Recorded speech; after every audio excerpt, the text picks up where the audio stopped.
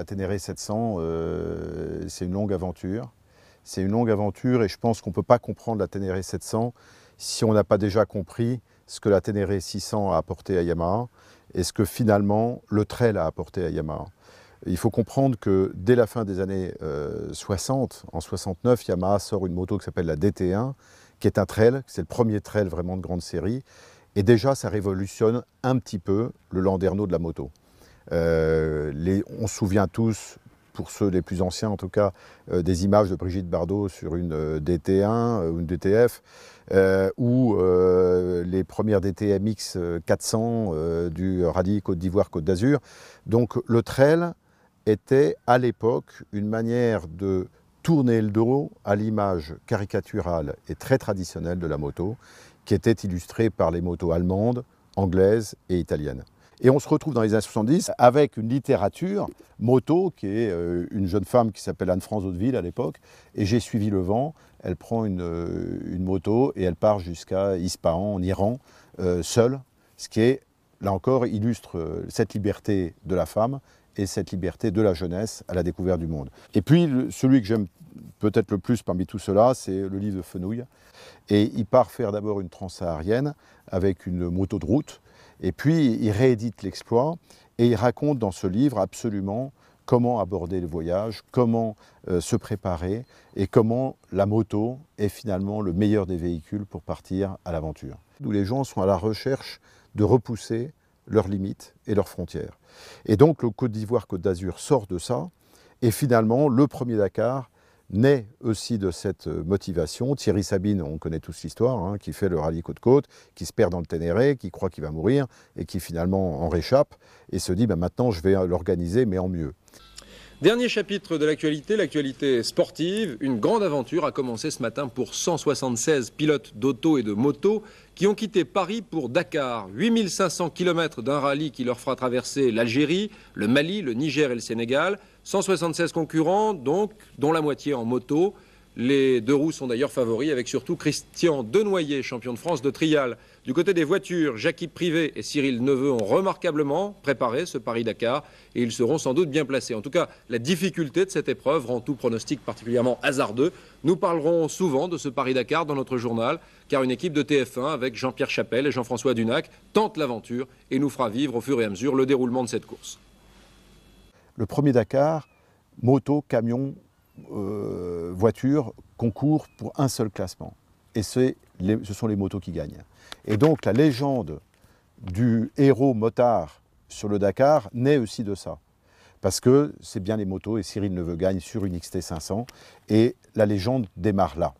Ceci dit, la dureté de l'épreuve, ça, je l'ai choisi, c'est vrai, donc c'est de ma faute, c'est moi qui vous ai envoyé là. Maintenant, pour ce qui est du sable et du reste, c'est la course. De toute façon, ce que je disais tout à l'heure, dans une course comme la Route du Rhum, quand des concurrents se font balayer par des vagues géantes, ils ne vont pas se plaindre à l'organisateur. Cette envie de liberté, cette envie d'aventure, tout ça, ça a nourri les années 70. Et Yamaha a fait une première réponse à cette demande en sortant la XT500 en 76. Et puis la XT devient la moto du baroudeur, et puis le Dakar rajoute de la performance. Alors, il faut maintenant que je parle d'un garçon qui est fondamental dans l'histoire de tout ça, qui est Jean-Claude Olivier. Et Jean-Claude était compétiteur, était un pratiquant assidu, était quelqu'un qui aimait la liberté et qui aimait quelqu'un qui repoussait ses frontières. Pour moi, c'est une démarche sportive et une démarche marketing. Parce que j'ai toujours pensé que la compétition était une forme de business et que le business était une forme de compétition. Je devais faire le Paris-Dakar qui était pour moi le symbole d'une recherche d'aventure moderne au travers de mon métier. La dimension du désert fait que lorsque vous êtes dans le désert tout seul, il faut un self-control très important. Surtout à l'époque où on n'avait pas de GPS, où il fallait s'orienter tout seul, où c'était une épreuve humaine très difficile, où nous faisions 15 000 km de course. Et je crois que cette difficulté, cet espace, m'a beaucoup aidé dans la tête, dans l'esprit. Et progressivement va naître l'idée que derrière la légende du Dakar et derrière ce que Yamaha a installé associé à la légende du Dakar, il y a un énorme potentiel commercial qu'il faut savoir saisir. Et donc là, l'usine travaille sérieusement à partir de 81 sur une nouvelle moto qui va être présentée en 83 et qui sera la Ténéré. Et là, on a une chance incroyable. De temps en temps, il faut du bol, hein. Mais là, on a une chance formidable, c'est que on choisit le nom et on dépose le nom Ténéré. Mais en 82, le Dakar n'est toujours pas passé dans le Ténéré. À l'époque, il passe par l'Algérie, le Mali, mais il ne passe pas au Niger. Et donc, il ne traverse pas le Ténéré. Mais Jean-Claude Olivier a le pif de se dire « mais non, ça c'est un beau nom, on va l'appeler Ténéré ». Et ce qui a une chance formidable, c'est que la moto sort en 83. Et en 83, pour sa première fois, le Dakar passe dans le désert du Ténéré. Et ce morceau de bravoure devient légendaire. Et à partir de 84, Thierry Sabine s'impose chaque année de repasser dans le Ténéré. Et donc finalement, la légende du désert du Ténéré dans la course du Dakar se monte en même temps que la moto est commercialisée. Nous avons tout de même avancé sur les bicylindres. On a sorti une Super Ténéré en 88 et donc on s'engage avec un bicylindre qui est un 750 porté à 800 cm3 et c'est comme ça qu'on va gagner avec Stéphane. J'oublie pas Thierry Magnaldi qui était le fidèle pilote aux côtés de Stéphane et on a fait des duos formidables, des 1-2, 1-2 avec Thierry et Stéphane sur la base de cette moto qui était en fait une 800 puis qui est devenue 850 grâce au moteur de la TDM qui est sorti à cette époque-là et qui nous a permis d'aller sur ce marché d'aventure. Une pensée pour Dominique Rochette évidemment et Christian Caillon, qui sont aussi des fidèles et sans qui cette formidable décennie qu'on a tous vécue ensemble autour du Dakar et de ses protos n'aurait pas pu se faire.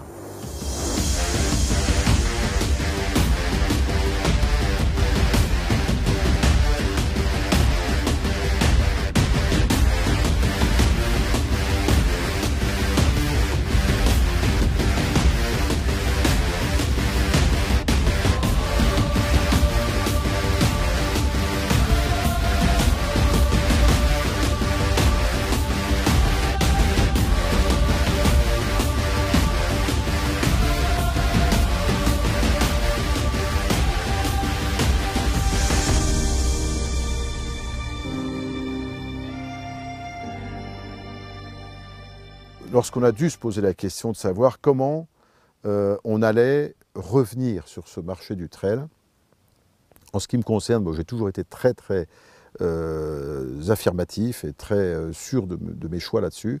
Je voulais une moto tout-terrain. Mon objectif, c'était vraiment de se dire, avec les Japonais, avec nos ingénieurs, avec nos groupes de travail, reconstruisons une génération Ténéré, comme on a su la faire en 83-84.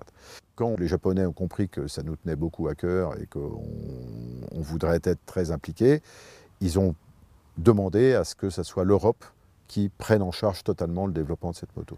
Et donc tout le développement de la moto a été fait dans notre centre de R&D qui est à Milan. Et donc moi je suis très heureux que ça vienne nourrir les volumes de MBK puisque dès l'année prochaine, cette moto va représenter à peu près entre 15 et 20% des volumes totaux de production d'MBK. Je pense qu'il n'y a pas d'aventure s'il n'y a pas de tout-terrain.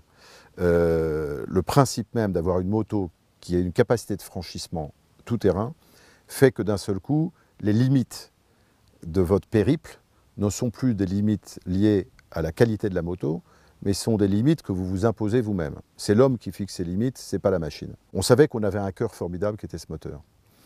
Maintenant, il fallait concevoir la moto autour, son châssis autour, et le programme qu'elle serait capable de réaliser à partir de ce moteur. Et donc, on a eu beaucoup de débats, parce que, là encore, le premier proto avait un cahier des charges qui était plus modeste sur ses capacités de tout-terrain, et qui était lié en partie à son prix. Parce que, je sais, tous les clients qui sont là, ils ont payé un prix, et encore c'est des pistonnés, parce qu'ils l'ont acheté parmi les premiers, et donc ils ont bénéficié d'un prix qui est d'environ de 9 300 €. Maintenant, elle en vaut 400 € de plus. Mais initialement, notre target, c'était de la faire à 7 900 €. Donc nous étions très ambitieux. Donc je voulais une moto économique, qui reste accessible, une moto super simple, qu'on sache réparer soi-même. On ne peut pas partir à l'aventure si on ne comprend pas sa moto et on ne sait pas faire les interventions vitales. Mais pour faire les interventions vitales, il faut qu'il y ait le moins d'électronique possible et il faut qu'il y ait le plus de mécanique possible. Et que la technologie, c'est formidable, il faut toujours plus, c'est formidable, mais à un moment, pour quel usage? Et comment on est intègre par rapport au client? Parce que quand on fait une moto bardée d'électronique, avec des coûts élevés, si c'est pour que le client ne l'utilise que 5% de son temps, est-ce que ça vaut vraiment pour lui?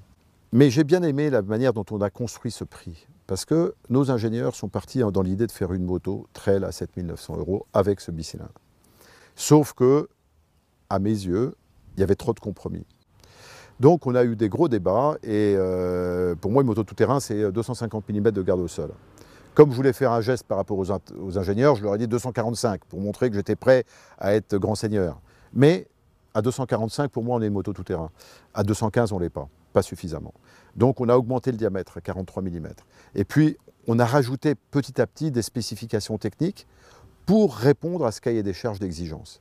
Et c'est pour ça que je suis très fier de ce prix de 9 700 € aujourd'hui, parce qu'entre les 7 900 et les 9 700, il y a eu 1 800 € de valeur ajoutée qui ont été mis dans la moto, de qualité, et de qualité qu'on peut percevoir si on est client.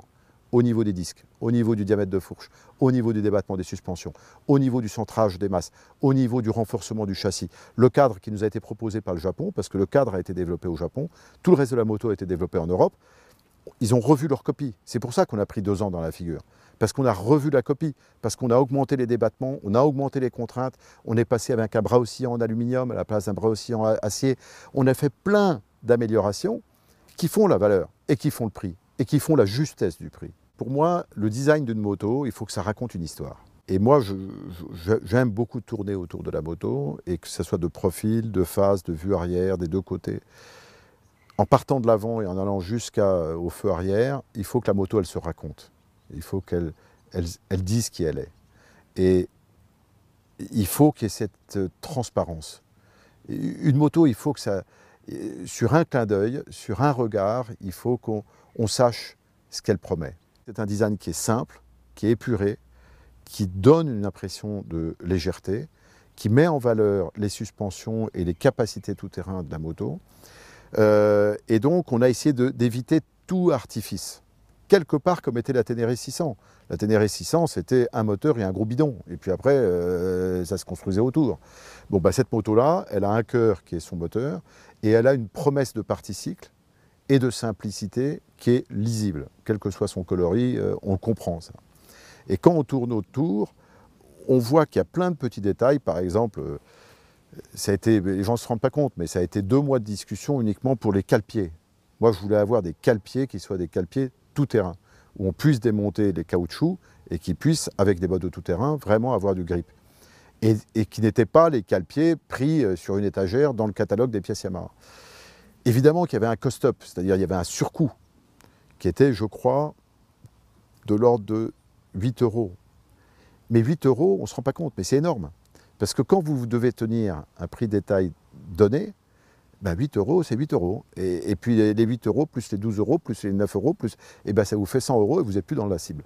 Donc ça a été des discussions comme ça parce qu'il a fallu refaire un moule, remouler des nouveaux cale-pieds qui lui correspondent. Mais ben, vous verrez, regardez votre cale-pied, vous verrez qu'il ne choque pas par rapport à la ligne de la moto, parce qu'il a été fait pour cette moto. Et puis le dernier élément peut-être qui est une signature de la moto, qui est sa face avant, en fait, on a craqué pour cette face avant très très tôt.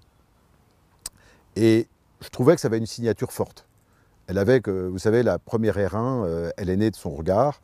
On avait d'abord fixé les yeux avant de fixer finalement le tête de fourche. Et donc les phares, c'est un élément d'expression important pour une moto. On peut croire que la Ténéré est née de ce regard des motos du Dakar. Pour une fois, on a essayé d'être presque intelligent en marketing chez nous. On a réussi à faire... D'habitude, on le subit beaucoup. Mais là, pour une fois, ça a fonctionné. Et on a réussi à le faire avant. Et donc, on a beaucoup travaillé sur les phares. Et quand on a figé cette face avant, j'ai demandé à l'époque à Alexandre Kowalski d'intégrer cette face avant de manière anticipée sur nos motos du Dakar. Et donc finalement, comme on l'a décalé 2 fois en production, ben, le design de la moto du Dakar a eu le temps de s'installer largement. Et donc je crois que cette identité, elle est forte. Et pareil, la manière d'avoir géré le tableau de bord en verticalité, pour moi, c'était un clin d'œil au Dakar, à la notion du roadbook. Et si vous ajoutez l'accessoire qui permet d'avoir son GPS en haut, on a vraiment un tableau de bord extrêmement lisible et qui, y compris lorsqu'on est debout en tout terrain, garde une très bonne lecture. Donc, vous savez, un bon design, c'est cette parfaite harmonie entre des éléments techniques sur lesquels on ne veut pas lâcher, qui sont imposés, si on veut rester pur dans l'ADN de la moto, et un design qui les intègre et les absorbe de manière très naturelle, parce que là, on sait que le design a été juste quand on arrive à ce résultat, et je pense que c'est ce qu'on a obtenu avec cette moto. C'est un hommage à Jean-Claude, cette moto. C'est un hommage à ce qu'il a su véhiculer comme esprit, comme justesse de valeur autour du concept trail nourri par Yamaha. Et Jean-Claude est malheureusement plus de ce monde, mais son âme, sa volonté, elle perdure. C'est celle de Yamaha, c'est celle que je porte, mais que d'autres portent. Je ne suis pas seul, on est plein. Et c'est ça qui est formidable. Et donc cette moto-là, elle est un hommage à tous ceux qui croient à ces valeurs, qui ont envie de pousser les frontières, qui ont envie de continuer à découvrir leur vie et le monde à travers la moto. Là, on sort une nouvelle Ténéré, on doit réécrire des livres. Mais on ne peut pas le faire tout seul, il faut qu'il y ait les clients, il faut qu'il y ait l'envie, il faut qu'il y ait le rêve, il faut qu'il y ait l'envie de liberté et il faut qu'il y ait l'envie d'aventure. À nous de le soutenir. Mais on n'est pas tout seul dans cette histoire, on va essayer de jouer notre partition aux clients, d'écrire la leur, et c'est eux qui feront la légende de la Ténéré, de cette nouvelle Ténéré.